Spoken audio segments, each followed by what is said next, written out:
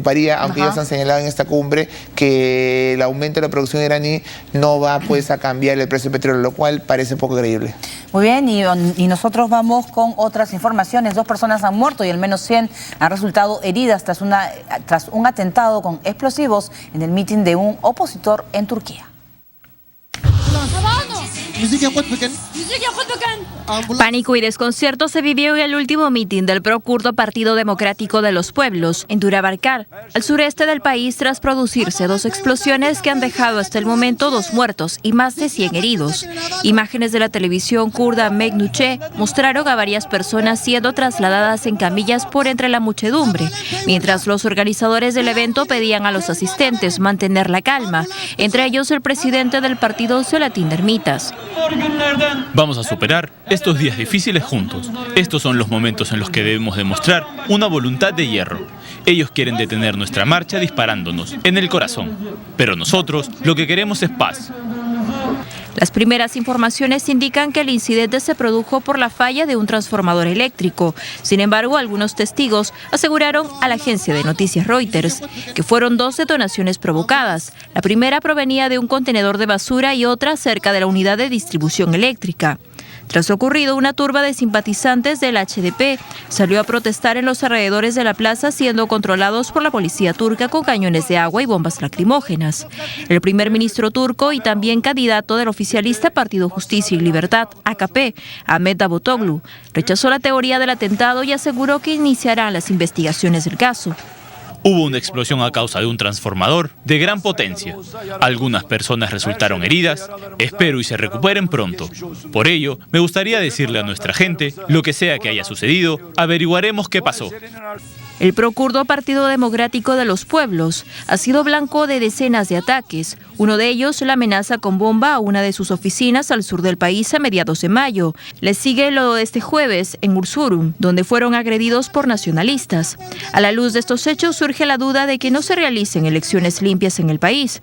Por ello, la organización no vinculada a ningún partido, OIB-OTC, que significa Voto y Más Allá, ha reclutado a más de 70.000 voluntarios que supervisarán los comicios legislativos de este 7 de junio en 162 ciudades, en la que el partido de gobierno, el islamista AKP, podría perder mayoría legislativa.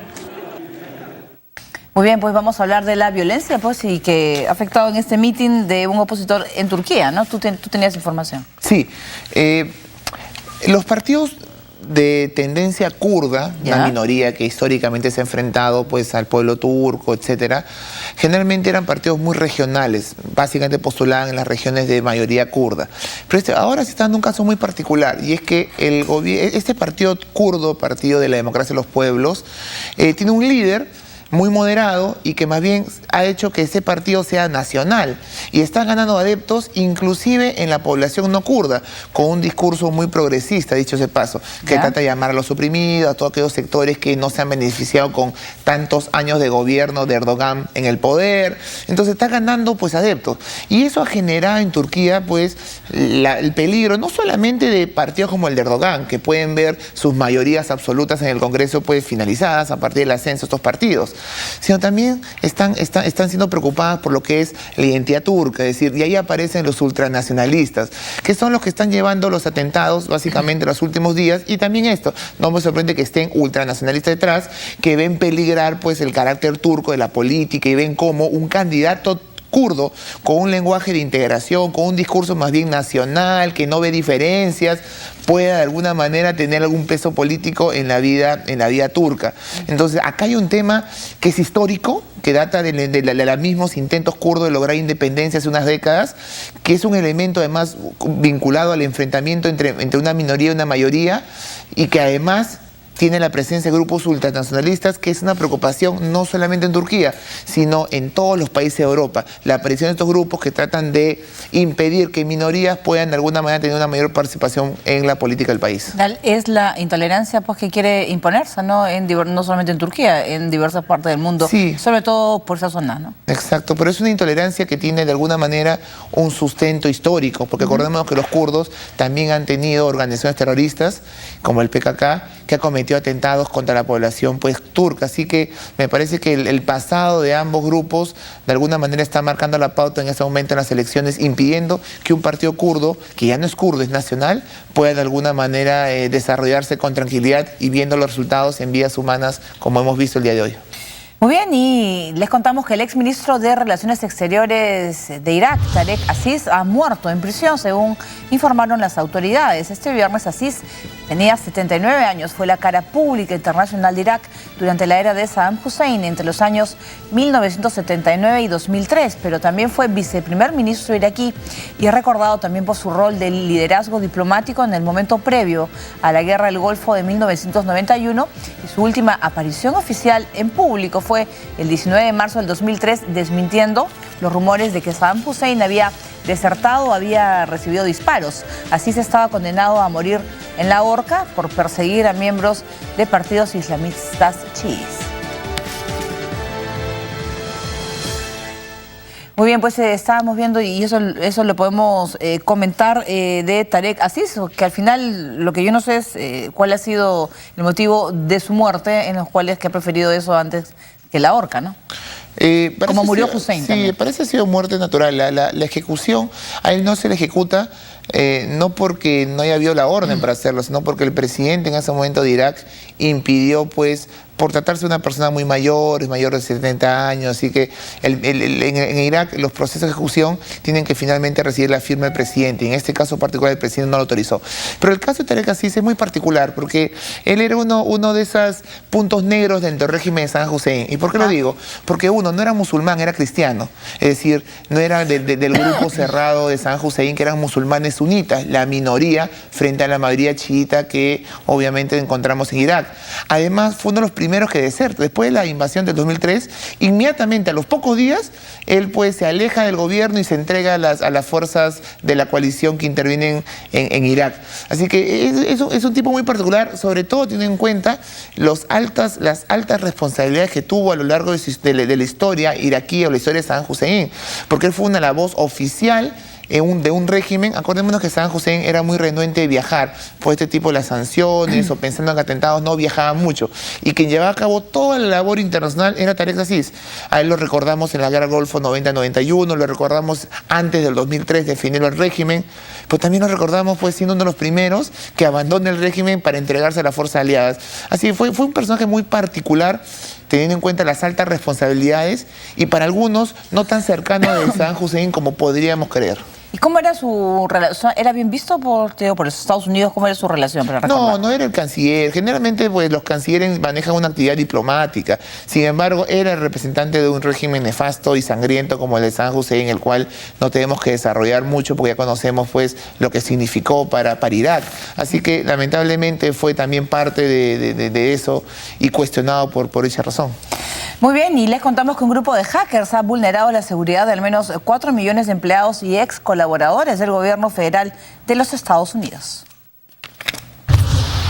La Oficina de Gestión de Personal OPM del gobierno estadounidense alertó que al menos 4 millones de empleados federales fueron víctimas de un ciberataque masivo que tuvo lugar en diciembre pasado, pero que fue detectado recién en abril de este año cuando se determinó que afectaba millones de datos personales que datan de 1985. Según algunas autoridades y diarios locales, todo apuntaría a que se tratarían de hackers chinos. Desde Beijing, la Cancillería china rechazó tales acusaciones, calificándolas de poco científicas. Los ataques de piratería se llevan a cabo de forma anónima contra las naciones y es difícil de rastrear su origen. Es irresponsable y poco científico hacer acusaciones infundadas sin antes realizar investigaciones a profundidad. China se opone a toda forma de hackeo. Como víctima en sí, nos gustaría construir un ciberespacio pacífico, seguro y de cooperación internacional. Aunque se desconoce qué robaron exactamente los hackers, el diario The Washington Post explica que la OPM es un objetivo de gran valor. Tal como resaltan algunos empleados del organismo, la OPM funciona como una agencia de recursos humanos del gobierno federal. En ella se pueden verificar los antecedentes de los funcionarios, el pago de sus pensiones y su formación. Entre estos datos podría hallarse también los números del Social Security o Seguridad Social, que identifica a millones de estadounidenses para realizar gestiones financieras. El robo de esta información facilitaría a terceros la suplantación de identidad y el fraude. Por lo pronto, la Casa Blanca ha confirmado que no existe ninguna conclusión sobre el origen de este ataque a la agencia. No hay conclusiones sobre la atribución de este ataque en particular. Como ya dije, esto todavía es materia de investigación. Eisner adelantó que la Oficina de Administración del Personal notificará a partir del lunes a los empleados que se vieron afectados con este nuevo ciberataque, que llega en momentos en que el gobierno de Estados Unidos debate sobre los poderes de la Agencia de Seguridad Nacional, NSA, como pilar de la ciberguerra. Muy bien, pues yo creo que no sorprende, ¿no? Lo sucedido es la intervención de hackers, han entrado incluso hasta el Pentágono y demás instituciones importantes de los Estados Unidos. Para los hackers creo que no hay nada difícil. Sí, ya en esos tiempos ya no sorprende ese tipo de acciones, digamos. Sin embargo, aquí todavía lo que habría que confirmar, y las propias autoridades de Estados Unidos todavía no lo pueden confirmar, es si está vinculado, pues, de alguna manera a China. Todavía no se sabe si lo hackeado es producto de actores estatales o actores privados que de repente pueden también interesarse por ese tipo de información. Acordémonos que Estados Unidos en los últimos años siempre ha cuestionado a China por un tema fundamental, que es el espionaje industrial, es decir, el espionaje a empresas de forma tal que China pueda ser, o las empresas chinas puedan ser más competitivas frente a otras empresas extranjeras. Este caso no es un caso de espionaje industrial, es un caso de espionaje, pues, a un organismo federal, lo cual es mucho más grave y habría que demostrarlo. Ahora, lamentablemente, Estados Unidos no tiene, pues, mucha legitimidad para hablar de espionaje a otros estados y a agencias estatales de otros países. En tanto, en los últimos meses, Edward Snowden no lo hizo llegar, no lo hizo conocer, que ellos también llevan a cabo espionajes inclusive a altos funcionarios de países, inclusive amigos. Muy bien, Oscar, vamos a hacer una nueva pausa. Vamos a regresar con el temor que existe en Ucrania por nuevos enfrentamientos. Volvemos.